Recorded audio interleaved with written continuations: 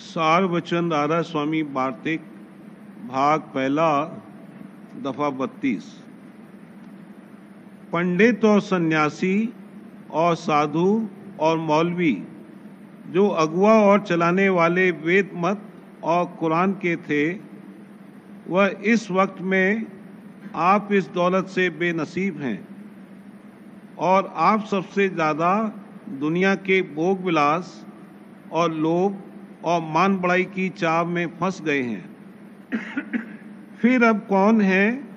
कि जो इन सब की यानी पंडित और भेक और गृहस्थियों की गलती जाहिर करके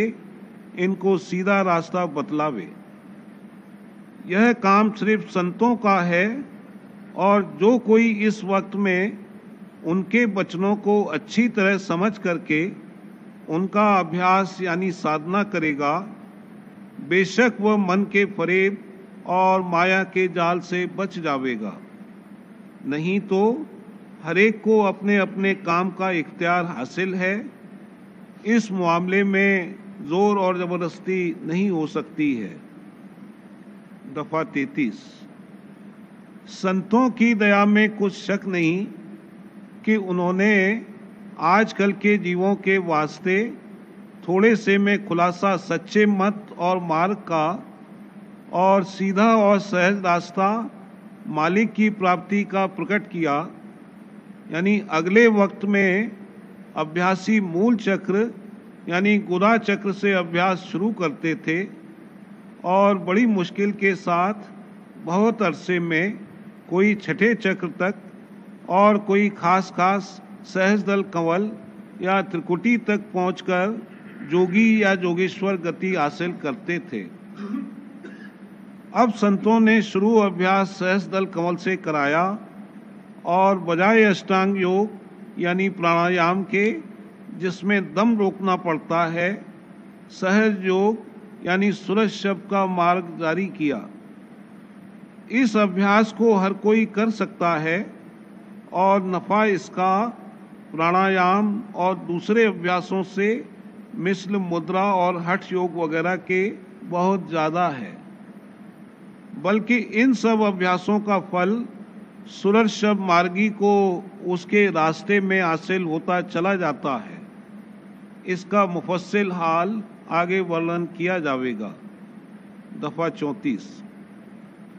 अब इतना विचारना चाहिए कि जो लोग नाभि चक्र और हृदय चक्र में ध्यान लगाते हैं,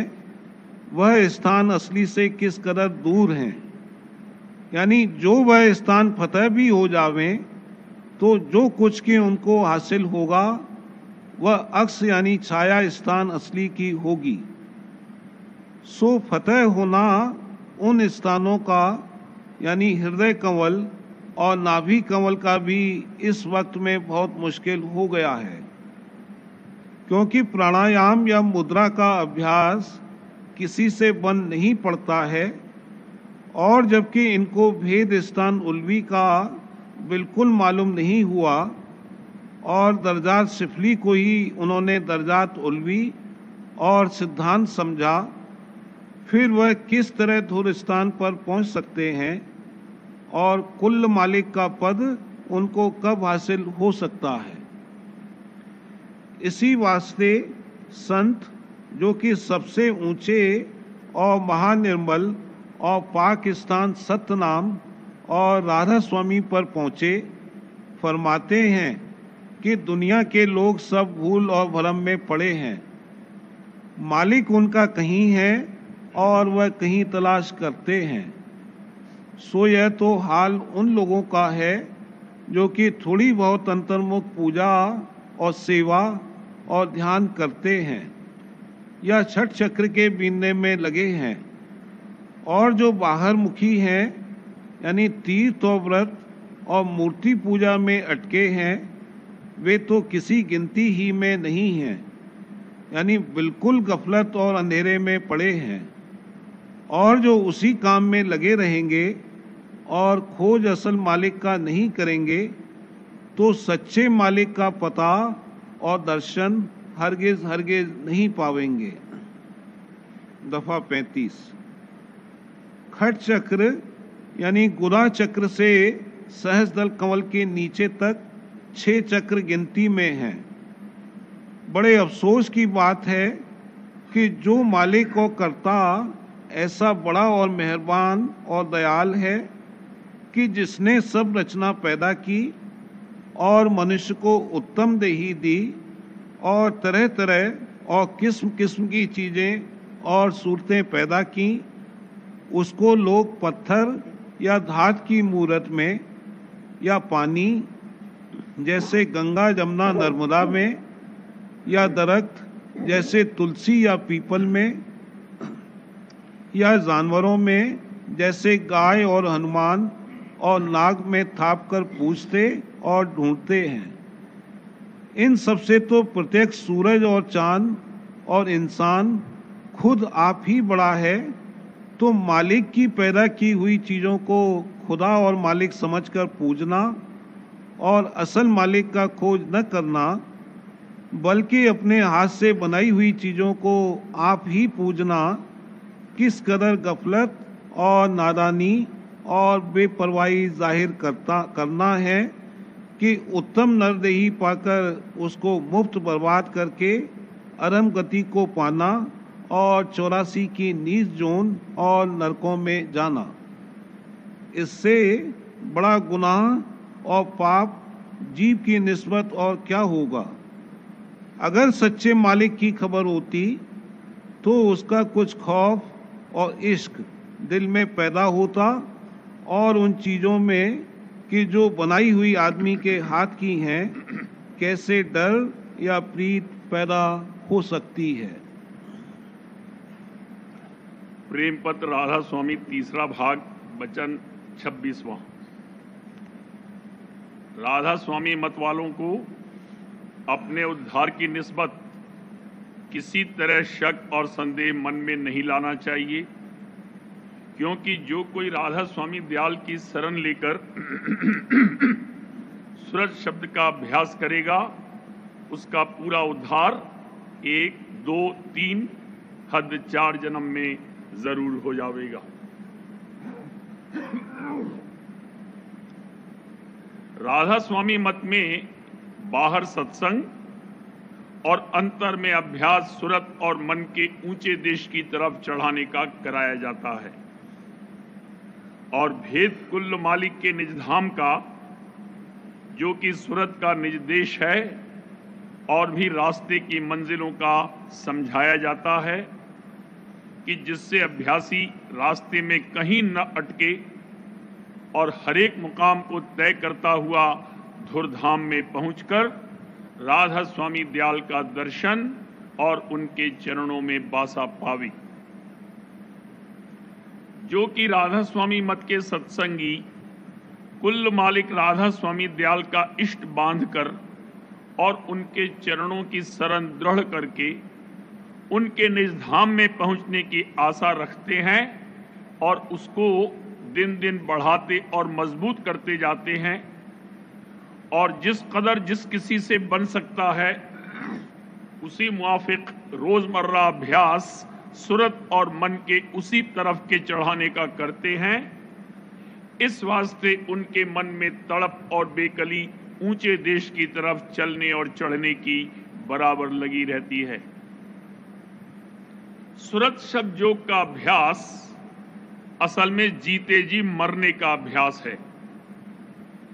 यानी जैसे कि सूरत आखिर वक्त पर पैरों से आंखों तक खिंचती हुई मालूम होती है, ऐसे ही जीते जी अभ्यास के समय उसका खिंचाव और सिमटाव होता जाता है। और जिस कदर की सूरत ऊंचे देश की तरफ चढ़ती जाती है उसी कदर संसार और संसार के भोगों और पदार्थों की तरफ से नफरत होती जाती है और इंद्रियों के रस फीके पड़ते जाते हैं और निज घर की तरफ चलने और चढ़ने की चाह बढ़ती जाती है। और जब दया से शब्द साफ और रसीला सुनाई देता है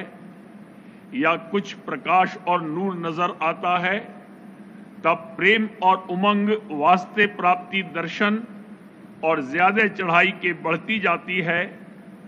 और उसी कदर अभ्यास के समय देह सुन्न होती जाती है और इस तरफ का होश कम होता जाता है। और जिस कदर की मन और सूरत सिमटकर उमंग के साथ घट में चढ़ते हैं, उसी कदर शब्द और रूप का रस और आनंद मिलता है और उसके साथ शौक और उमंग भी ज्यादा और दुनिया के ख्याल यानी गुनावन कम और दूर होते जाते हैं और मन निश्चल और चित्त निर्मल होता जाता है। राधा स्वामी मत में सब में भारी संयम शौक और प्रेम का है और जब ये थोड़ा बहुत दिल में पैदा हुआ और अभ्यास करके थोड़ा बहुत रस और आनंद पाकर बढ़ने लगा तो दिन दिन अभ्यास की तरक्की होती जाएगी और दर्शनों के प्राप्ति की आशा और प्रतीत मजबूत हो जाएगी। मालूम हुए कि जिस कदर मन और सूरत को रस और आनंद अंतर में मिलता जाता है, उसी कदर चित्त संसार के भोगों और पदार्थों से हटता जाता है और ख्वाहिश और चाह संसारी कम होती जाती है और शौक दर्शन का बढ़ता जाता है और बंधन देह और दुनिया के भी ढीले होते जाते हैं। जबकि इस तरह अभ्यास करके मन और सूरत का झुकाव और खिंचाव घट में ऊपर की तरफ को होने लगा, तब आखिर वक्त पर जबकि सूरत सर्व अंग करके पिंड को छोड़कर ऊपर की तरफ कुदरती तौर पर खिंचेगी, उस वक्त अभ्यासी को किस कदर आसानी अपने घर की तरफ चलने की होगी और कैसा भारी रस और आनंद खुलने शब्द का और नजर आने दर्शन का मिलेगा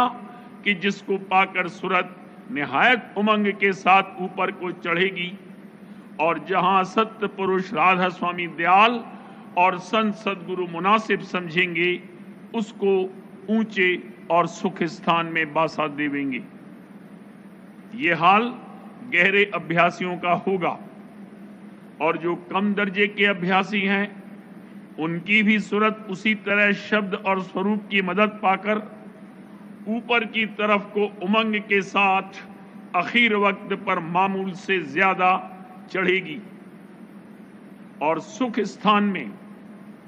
यानी सहजदल कमल और उसके ऊपर बासा पावेगी। और जो ज्यादा दर्जे के अभ्यासी हैं, वो अपने दर्जे के मुआफिक त्रिकुटी में या 10वें द्वार में,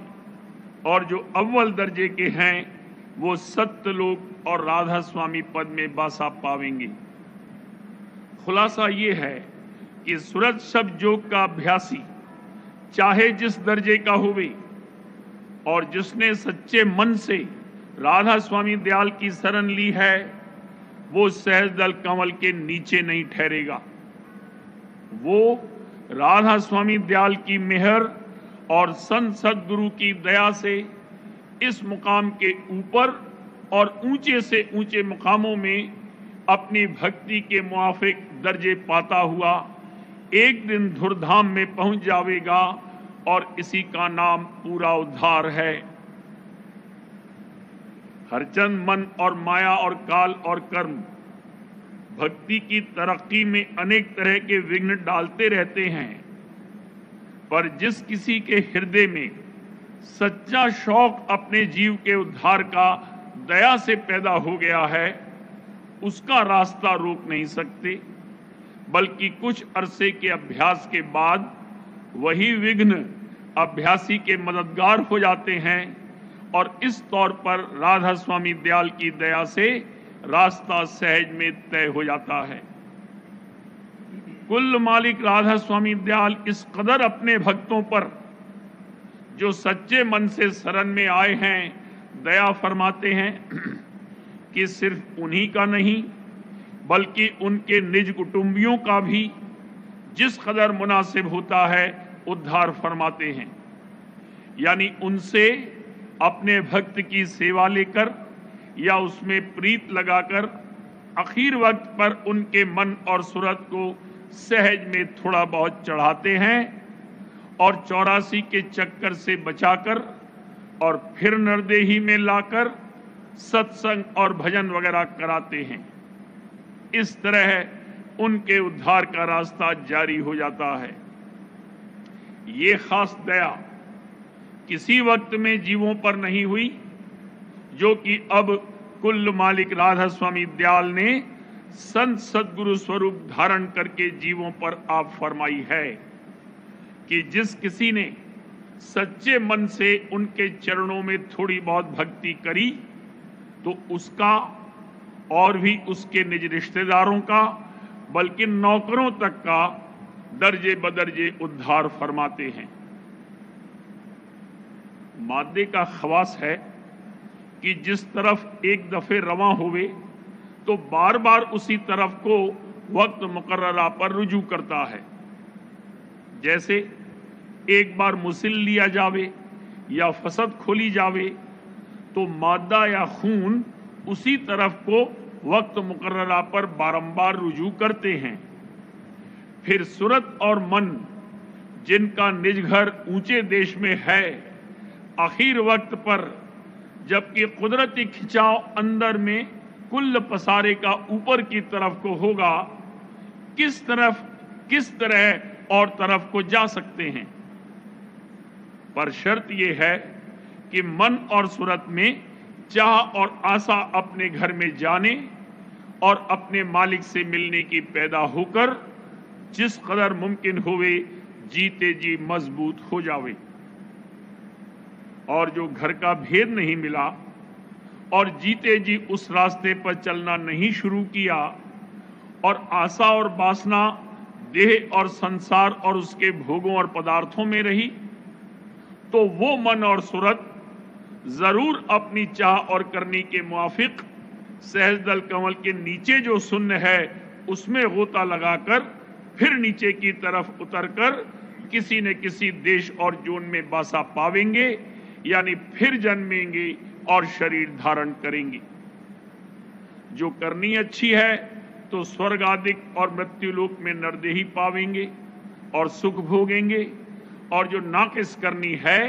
तो नीचे देश और नीची जोनों में भरमेंगे। जिस वक्त की सूरत छठे चक्र के पार शून्य में जाती है, उस वक्त देह और दुनिया की कार्रवाई की याद भूल जाती है। लेकिन थोड़े अरसे बाद जो जबर वासना है उसकी फुरना होती है और उसी के मुआफिक उस शून्य से जहां बासा मिलेगा उस धार पर जो उस देश या जोन से मिली हुई है सवार होकर उतर जाती है। इस उतार का सबब यह है कि उस सूरत और मन का रुख जिंदगी में नीचे की तरफ रहा और भोगों की आसक्ति करके धार उसी तरफ को हमेशा जारी रही। सो उसी स्वभाव और वासना के मुआफिक मरने के बाद भी वैसी ही फुरना उठती है और सूरत को खींचकर नीचे के देश और जोन में ले जाती है। इस वास्ते हर एक जीव को, चाहे औरत होवे या मर्द, मुनासिब और लाजिम है कि इसी जिंदगी में अपने निज घर और उसके रास्ते का भेद और जुगत चलने की संत सदगुरु या उनके प्रेमी सेवक से दरियाफ्त करके जिस कदर बन सके उस रास्ते पर चलना शुरू करे और कुछ रस और आनंद अंतर में पाकर आशा और चाह अपने निज घर में पहुंचने और अपने सच्चे पिता कुल मालिक राधा स्वामी दयाल के दर्शन की प्राप्ति की मजबूत बांधे, तो अलबत्ता उसको संत सदगुरु की दया से ऊंचे देश में बासा मिलेगा। और जब तक कि धुरधाम में नहीं पहुंचेगा तब तक 1, 2 या 3 जन्म धारण करके वही जुगत कमाकर ऊंचे से ऊंचे देश में बासा पावेगा और हर एक जन्म पहले जन्म से बेहतर होगा और संत सदगुरु भी हर जन्म में मिलेंगे। राधा स्वामी मत के हर एक सत्संगी को मुनासिब है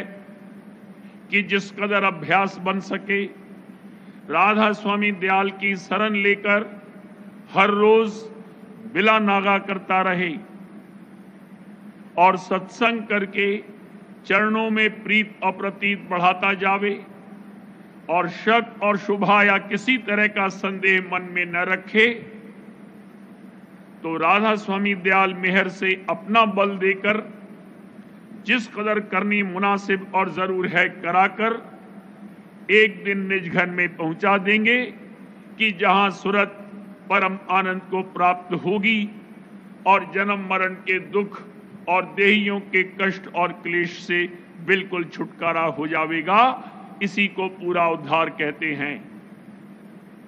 और जो कोई इस तरह अभ्यास जारी रखेगा वो और जोनों में नहीं जावेगा, यानी 84 का चक्कर उसका फौरन कट जावेगा। इस बात में किसी को कभी